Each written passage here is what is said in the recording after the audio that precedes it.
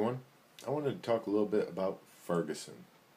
It is truly a minor matter within the state of Missouri, in the suburbs of St. Louis.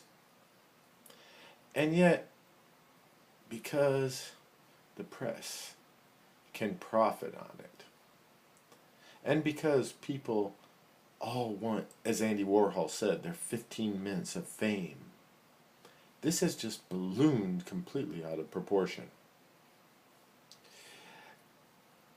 I want to attack a number of the arguments. First off, we don't know what happened. We will not know what happened for a while.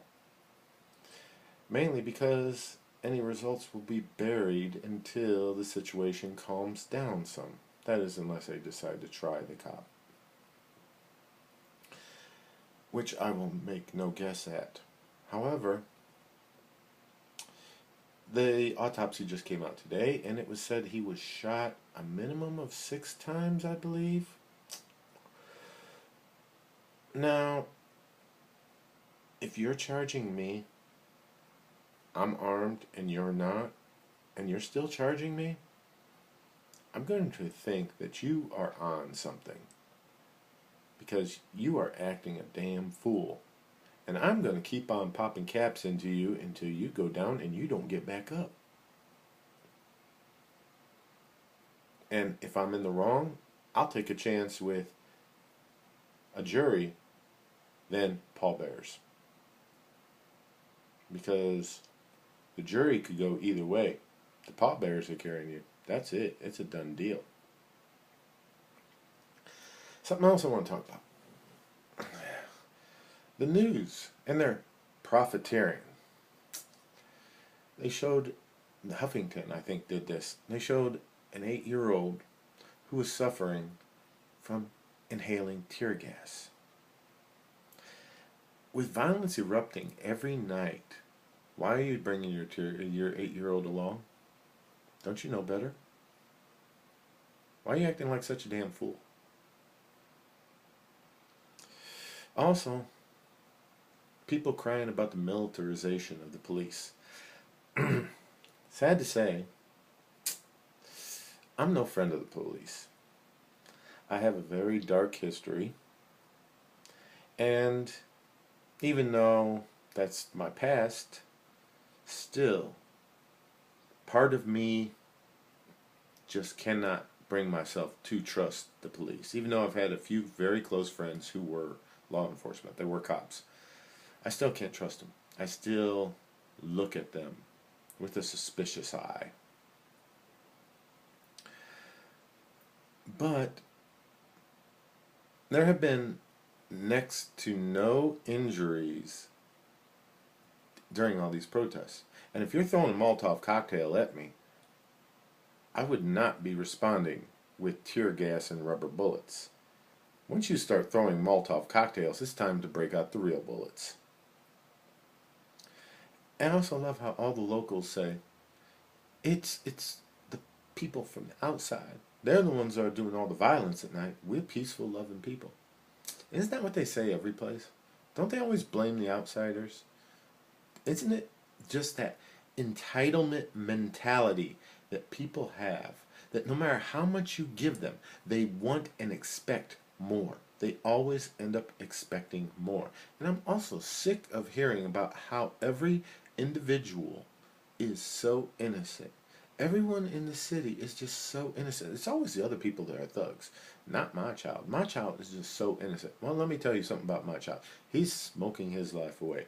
He is probably just a complete F up. Let me tell you about my past when I was a teen. I was worse than him. I will not say anything that will incriminate myself, even to this day, but let's just say, if I would have got shot during that time frame of 13 to 18, I deserved it.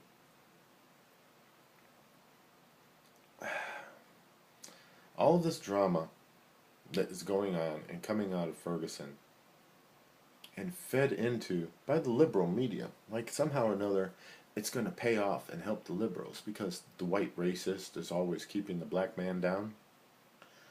Ferguson is 67% black, so I've heard. That means that the people of Ferguson can very easily control their elected officials, and they most likely do. The St. Louis metropolitan area is pretty solidly a Democratic area. So, the people that were elected by the people of Ferguson, whether white or black, were Democrats. They picked the people to run the city manager, and various heads of various departments. They approved them. They continue to endorse them. And they do the hiring and firing. So, if it is a racist police force, then this is a racist police force that was built and endorsed by the Democrats of Ferguson. You have to own your own racism, Democratic Party. You see, us conservatives on the right, we backed Zimmerman. Why did we back Zimmerman? Because he was an innocent man. Not because he was white, as you say, or Latino, or Hispanic, or whatever. We backed him because it was the right thing to do.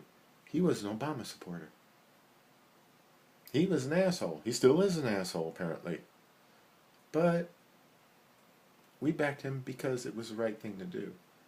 You people, however, seem to enjoy trying people in the court of public opinion, which brings up my last point. The court of public opinion, as done by the liberal media, has portrayed this young man as the gentle giant, the sweet, innocent young man who never hurt anyone, who was off to go see Grandma's house. He was hopping and skipping through the streets from his parents' house to see his grandmother, and along came the bad policeman who turned around, saw this innocent young man, and turned around, saw that he was of black skin and could not stand it. So he pulled out his firearm and shot that innocent man down. That's what the liberal media is saying. Then we get the video of the strong arm robbery at the convenience store. And then audio comes out when somebody is recording something and the other people in the background are talking about what they saw. And of course, Governor Jeremiah the Bullfrog Nixon, stupid jackass. Yeah, that's for you, Jeremiah. He goes and says, it was an extremely bad taste to release that video. I respect law enforcement in Ferguson for doing that, because you've already convicted this cop in the court of public opinion. You have released his name. Reporters were in his yard filming. People have figured out where he lives. And yet, you want to talk about fair and equitable after death threats against him? I believe Ferguson law enforcement, Ferguson Police Department, has every right to push back against this assassination of their character. And parents need to realize that their child was not so sweet and innocent.